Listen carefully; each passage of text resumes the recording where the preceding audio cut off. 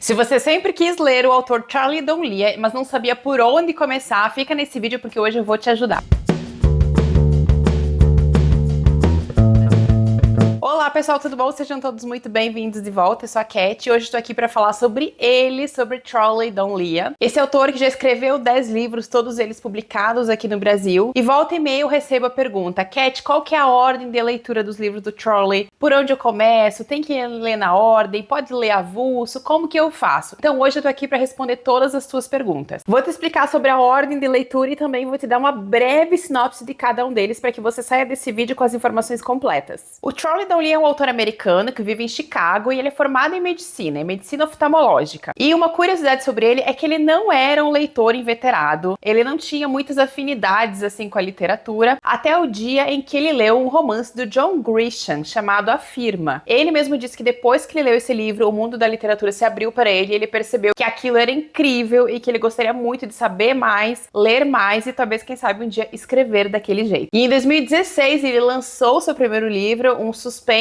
psicológico, e a partir daí ele não parou mais, ele vem publicando um livro por ano, sem folga nenhuma. O Charlie tem algumas características, como por exemplo, ele escreve livros que são ágeis, geralmente com uma pegada de passado e presente, tempos narrativos que se intercalam, personagens femininas também costumam ser as suas protagonistas. A escrita dele é fácil, é objetiva e, na minha opinião, uma coisa que eu gosto muito no autor é que ele entrega tudo o que ele propõe. Se você ler todos os livros dele na ordem, você vai perceber, inclusive, que houve uma boa e ascendente evolução na escrita dele. E as suas histórias vão se tornando cada vez mais intrigantes, interessantes e curiosas. É aquele livro que você vai pegar no final de semana, vai fazer você virar uma página atrás da outra, e o mistério vai te manter preso ali naquele enredo até você chegar ao final. Ele já escreveu 10 livros e todos eles foram publicados pela Faro Editorial aqui do Brasil, que é a casa oficial do Charlie. Então você encontra todos eles para comprar, para ler sem problema algum. Uma das perguntas que eu recebo sobre ele é: eu posso ler os livros do Charlie fora da ordem de publicação? Tem algum problema? Vou ficar sem entender alguma coisa? A resposta é que não, você não precisa ler os livros do Charlie na ordem de publicação para entender as suas histórias. Todas elas são fechadinhas dentro das narrativas, elas têm começo, meio e fim. Os mistérios são concluídos dentro de cada livro, então se você pegar o livro 5 ou o livro 7 para ler pela primeira vez, você não vai ter um grande problema em fazer a leitura, tá? Fica bem tranquilo. Por outro lado, eu indico a leitura na ordem de publicação por causa de um motivo muito interessante e curioso. O Charlie, ele criou o que nós chamamos de Charlie Verso, ou seja, às vezes um personagem de um livro anterior faz uma pequena aparição num livro posterior, ou ele é citado, ou algum evento de um livro anterior aparece brevemente em outra história. Essas visitas e essas citações, elas nunca mudam muito o enredo do livro, por isso que eu digo que não tem muita importância se você ler fora de ordem, mas se você for fazer a leitura do primeiro até o último, eu acho que fica até mais gostoso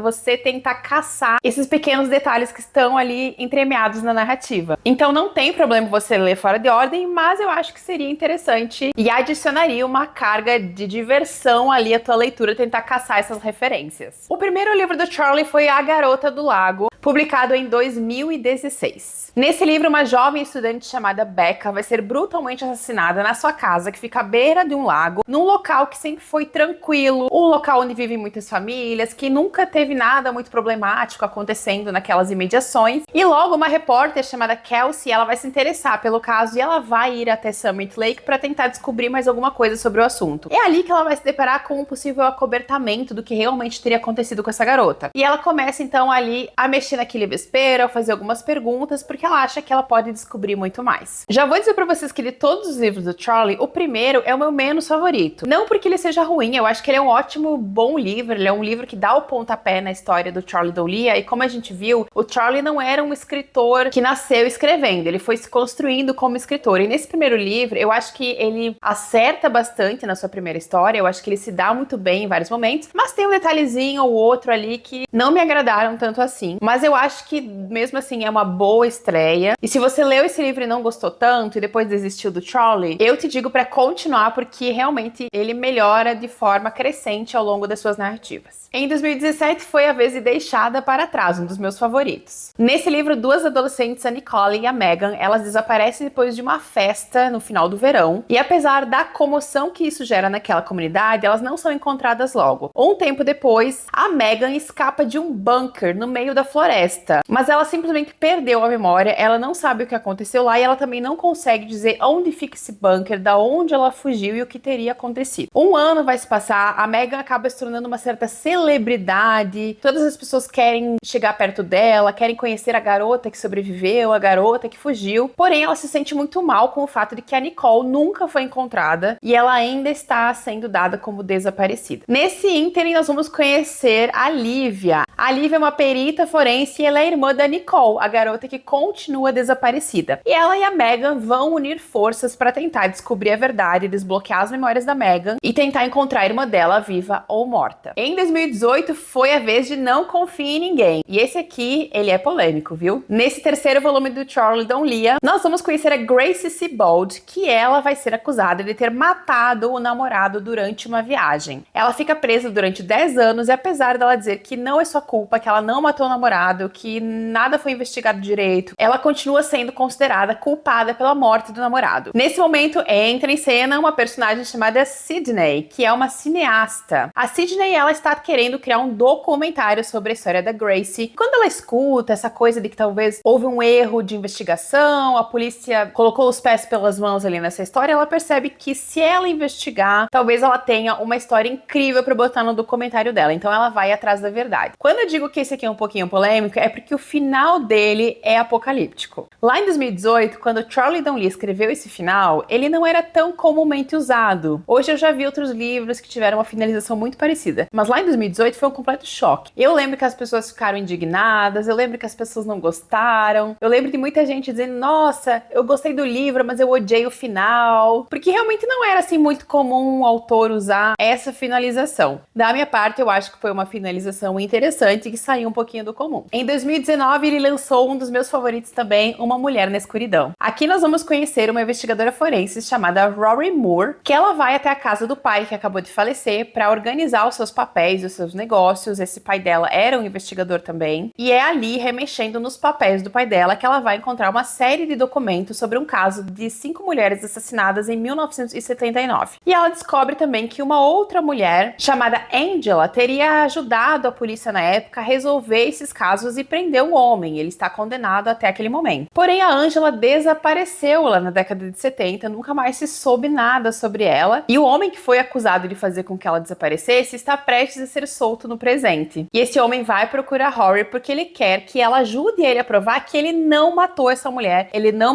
matou a Angela lá na década de 70, ele foi preso injustamente e ele gostaria de ter o seu nome limpo. A Rory é um personagem super interessante, ela é uma das minhas favoritas dentro do Charlie verso, ela tem uma personalidade peculiar, e o finalzinho aqui também foge um pouco do comum, que aliás é uma coisa que eu gosto no Charlie, que nem sempre ele vai pelo caminho mais óbvio nas suas finalizações, ele gosta de um pouquinho de confusão, sabe? E esse livro aqui, eu lembro que na época que eu li, eu achei ele excelente, um dos meus favoritos, e eu fiquei super feliz com a próxima informação que eu vou dar pra vocês. Em 2020, a Rory voltou em Nunca Saia Sozinho. Pois é, a Rory Moore, então, ela faz parte do livro Uma Mulher na Escuridão, e depois ela volta e Nunca Saia Sozinha. Aqui ela vai ter outra investigação pra levar adiante junto com o seu namorado, Lane Phillips, e a história aqui se passa numa escola de elite, onde 2 estudantes foram brutalmente assassinados e um professor foi condenado por essas mortes. Acontece que logo depois desses assassinatos, alguns jovens que estavam ali todos envolvidos no mesmo grupo, eles começam a voltar para essa floresta onde tudo teria acontecido e eles tiram a própria vida. A partir daí, o lugar começa a ser chamado de a Floresta dos Suicídios. E quando um podcast ameaça mexer nos segredos desse local, a Rory é chamada para ir até lá para tentar descobrir o que está acontecendo. Por que esses jovens estão voltando para essa floresta? Qual que é o mistério que ronda essa escola? Também um ótimo livro, a Rory aqui tá em ótima forma também, e ela e o Lane fazem uma dupla super interessante de acompanhar. Em 2021, nós tivemos o Procure nas Cinzas. Essa história começa lá no dia 11 de setembro de 2001, no dia do ataque às Torres Gêmeas. Nós vamos conhecer uma mulher chamada Victoria, que ela está sendo acusada de um assassinato, porém a Victoria estaria nas Torres Gêmeas no momento do ataque terrorista. Então ela é dada como uma das vítimas, uma das pessoas desaparecidas daquele ano. 20 anos se passam e a gente conhece a irmã da Victoria, chamada Emma, e a Emma defende com unhas e dentes que aquele crime que a irmã dela estava sendo acusada 20 anos atrás era uma mentira. A irmã dela nunca havia matado ninguém, era uma calúnia completa em relação à irmã dela. Essa história vai cair no ouvido da Avery Mason, que é uma repórter. Ela apresenta um programa muito famoso, com muitos fãs, e ela, quando escuta essa história de uma vítima do 11 de setembro, que era acusada de assassinato, ela percebe que ela tem ali uma narrativa incrível para explorar no seu programa. Então ela vai se encontrar com a Emma, vai pedir que a Emma conte para ela toda a história da irmã, como que aconteceu, do que ela havia sido acusada, para que ela tente criar em cima disso uma narrativa para o seu programa de TV. Mas a Avery, né, conforme ela vai mexendo ali, conhecendo tanto a Victoria quanto a sua história de vida, ela começa a duvidar se a irmã dela tá realmente certa em acreditar na inocência da Victoria. Gostei muito desse livro. Ele é um livro que toca nessa questão do 11 de setembro e em como hoje, né, passados já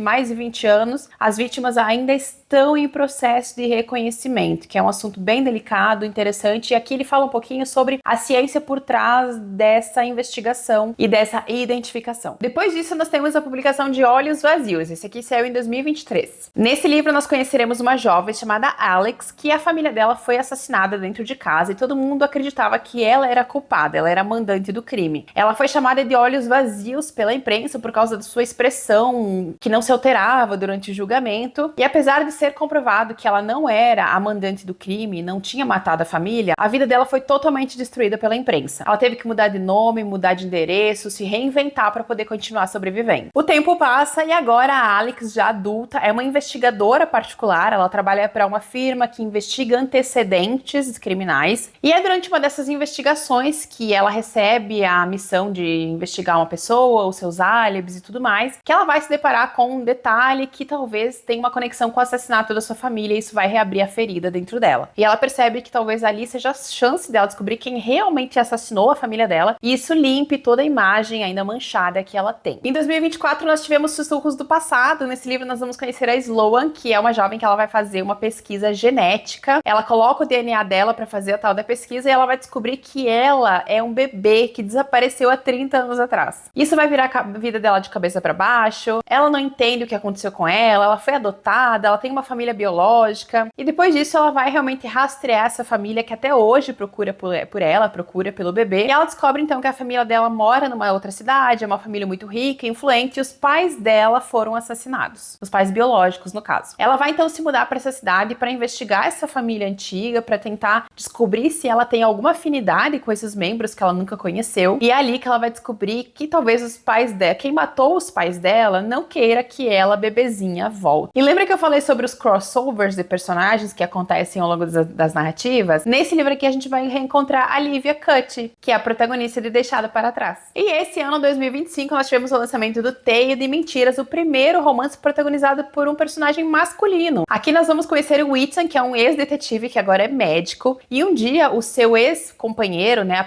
o detetive que trabalhava com ele, chega e diz assim: olha só, eu tô morrendo, eu tenho uma doença muito grave e eu gostaria de encerrar um caso antes de morrer, que é um caso de desaparecimento de uma garota que aconteceu há 10 anos. Ele vai convencer o Ethan a voltar como consultor de caso para ajudar ele a reabrir essa investigação e dar uma olhada nas pistas, e conforme o Ethan ajudar esse amigo a investigar esse desaparecimento, ele vai encontrar uma conexão com um homem que tá preso por ter matado o pai dele. Esse homem tá lá preso há mais de 30 anos, é a pessoa que o Ethan mais odeia no mundo, e de repente ele percebe que talvez esse cara que tá na cadeia tem alguma informação sobre o caso que ele e o amigo estão investigando de desaparecimento. Livro super ágil, eu gostei bastante também. Tem um finalzinho aqui que é bem interessante, que me deixou pensando várias coisas. E o Ethan entra então para o hall dos protagonistas do Charlie Donlia. Esses são todos os suspenses escritos pelo Charlie Donlia. Mas lá em 2022, vocês perceberam que eu pulei um ano, né? Ele lançou um livro chamado Antes de Partir. Por que eu não coloquei ele na ordem cronológica de leitura? Porque o Antes de Partir, ele é um drama. Ele não faz parte dos suspenses do Charlie. Então você pode ler esse livro a qualquer momento que você quiser. Não tem nenhuma interferência nos outros livros. E esse é um drama que ele vai tocar no assunto do luto e da superação e vai ter uma pitadinha ali de mistério também. A gente vai conhecer nesse livro uma protagonista chamada Abby, que um dia ela vai perder o marido, o avião em que ele estava cai no Oceano Pacífico e ele é dado, né? Ele e toda a tripulação, os outros passageiros são dados como mortos e a Abby não consegue superar. E por outro lado, a gente também vai acompanhar a história do Ben. A gente descobre ali que ele tá preso numa ilha, que ele foi um dos sobreviventes desse voo, e ele não sabe como é que ele vai fazer pra sair dessa ilha, pra se reencontrar com a Abby, pra voltar pra casa. Então a gente acompanha os pensamentos e a luta dele em tentar voltar pro seu lar e pra sua esposa. Esse é um romance, inclusive, que o Charlie publicou com um pseudônimo, não publicou como Charlie Don Leah, ele usou o nome de Brian Charlie, exatamente porque era um drama e fugia um pouco do que ele andava publicando, né,